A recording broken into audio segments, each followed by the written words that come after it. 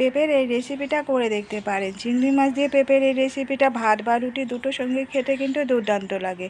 আর পেঁপের এই রেসিপিটা তৈরি করার জন্য আমি এখানে একটা মিডিয়াম সাইজের পেঁপে নিয়েছি। গোটা পেঁপেটাকে প্রথমে ছুলে ধুয়ে নিয়ে টুকরো করে কেটে নেব। পেঁপেটাকে আমি এখানে টুকরো করে কেটে নিয়েছি। এখানে আমি একটা পেঁপে দেখিয়েছিলাম, আরও একটা পেঁপে আমি এখানে নিয়েছি। দুটো পেঁপেকেই আমি ছুলে আর টুকরো করে কেটে রেখেছি। এখন এই পেঁপেগুলোকে গ্রেট করে নেব। একটা গ্রেটার নিয়েছি, গ্রেটার দিয়ে এরকমভাবে একটু মিহি করে গ্রেট করে নিয়েছি। সবগুলো পেঁপেকে আমি গ্রেট করে নেব আগে। এখানে আমি যে দুটো পেঁপে নিয়েছি, একটা পেঁপে একটু কচি ছিল আর একটা পেঁপে একটু সামান্য একটু হলুদ রং ধরে গেছে। এই যে সামান্য একটু হলুদ রং এসে গেছে, ওর জন্য পেঁপেটা একটু হলুদ দেখতে লাগছে। পেঁপেগুলো সব গ্রেট করা হয়ে গেছে। এবারে রেসিপিটা তৈরি করার জন্য গ্যাসে একটা কড়াই বসিয়ে দিয়ে দিয়েছি কিছুটা সাদা তেল। আর এখানে কিছুটা চিংড়ি মাছ নিয়েছি। চিংড়ি মাছগুলোকে আগে থেকে পরিষ্কার করে বেছে ধুয়ে রেখেছিলাম। চিংড়ি মাছের মধ্যে দিয়ে দিলাম সামান্য একটু নুন, একটু হলুদের গুঁড়ো আর দিয়ে দিচ্ছি লঙ্কার গুঁড়ো। নুন, হলুদ আর লঙ্কাটাকে চিংড়ি মাছের সঙ্গে ভালো করে মাখিয়ে নিচ্ছি। এখন তেলের মধ্যে প্রথমে চিংড়ি মাছগুলোকে দিয়ে দেব।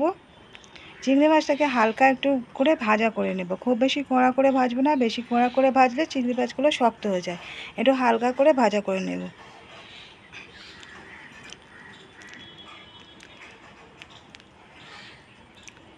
আমি এটা কুড়িয়ে নিয়ে চিংড়ি মাছ দিয়ে করছি। আপনারা এই রেসিপিটা এমনি নিরামিষও করতে পারেন, বড়ি ভেজে দিয়ে বড়ি দিয়েও করতে পারেন।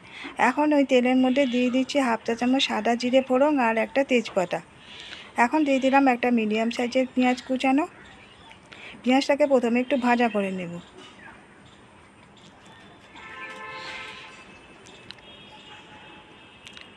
পেঁয়াজটাকে 2-4 মিনিট নাড়াচাড়া করে একটু ভাজা করে নিয়েছি। এখন দিয়ে দিচ্ছি আদা বাটা হাফ চা চামচ আর রসুন বাটা দিয়ে দিলাম 1/4 টিস্পুন। আদা রসুন বাটাটাকেও পেঁয়াজের সঙ্গে একটু নাড়াচাড়া করে ভাজা করে নিচ্ছি। আমি যেহেতু চিংড়ি মাছ দিয়ে করছি সেই জন্য এটার মধ্যে রসুন দিলাম, আদা রসুন দুটো দিয়েই করছি।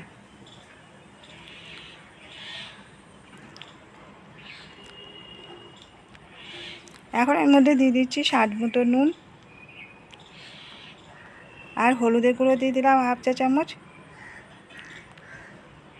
লঙ্কার গুঁড়ো দিয়ে দিচ্ছি হাফ চা চামচ।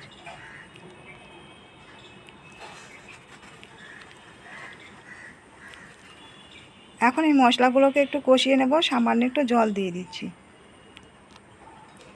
জল দিয়ে প্রথমে মশলাটাকে ভালো করে কষিয়ে নিচ্ছি। পেঁপের রেসিপিটা একটু মিষ্টি মিষ্টি হয়, যেহেতু আমার এখানে একটা পেঁপে ছিল একটু হলুদ রং, একটু মিষ্টি মিষ্টি খেতে হচ্ছে, সেই জন্য আমি বেশি ঝাল পরিমাণটা দিলাম না। পেঁপে বেশি ঝাল হলে খেতে ভালো লাগে না। এখন এর মধ্যে দিয়ে দিচ্ছি চিংড়ি মাছগুলোকে ভেজে তুলে রেখেছিলাম।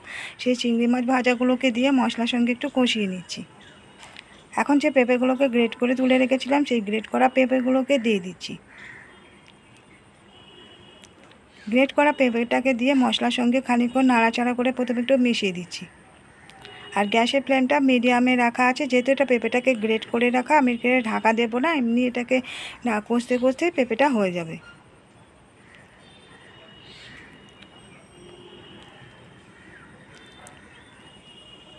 খানিকক্ষণ নাড়াচাড়া করে মিশিয়ে দিয়েছিলে, দিয়ে আবারও অপেক্ষা করব।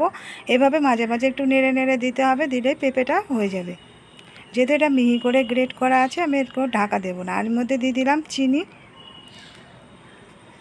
চিনিটাকে দিয়ে আবারও ভালো করে নাড়াচাড়া করে দিচ্ছি। আপনারা মিষ্টি খেতে পছন্দ না করলে চিনিটাকে স্কিপ করতে পারেন, কিন্তু একটু মিষ্টি মিষ্টি হলে রুটির সঙ্গে খেতে ভালো লাগে।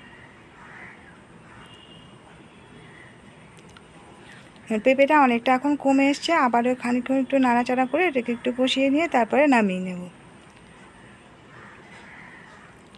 নামানোর আগে দিয়ে দিচ্ছি এর মধ্যে গরম মশলার গুঁড়ো আর 1 চা চামচ দিয়ে দিচ্ছি ঘি। গরম মশলার গুঁড়োটাকে দিয়ে আবারও ভালো করে মিশিয়ে দিচ্ছি। এইভাবে খানিকক্ষণ নাড়াচাড়া করে মিশিয়ে দিয়ে এবারে নামিয়ে নেব। তৈরি হয়ে গেছে চিংড়ি মাছ দিয়ে পেঁপে। চিংড়ি মাছ দিয়ে পেঁপের এই রেসিপিটা খেতে কিন্তু খুবই ভালো লাগে। এইভাবে একবার পেঁপেটাকে তৈরি করে দেখতে পারেন। তো কেমন লাগলো বন্ধুরা আজকের রেসিপিটা কমেন্ট করে জানাতে ভুলবেন না। ভালো লাগলে একটা লাইক দিয়ে দেবেন, শেয়ার করে দেবেন এবং সাবস্ক্রাইব করে রাখার রিকোয়েস্ট করলাম নতুন বন্ধু।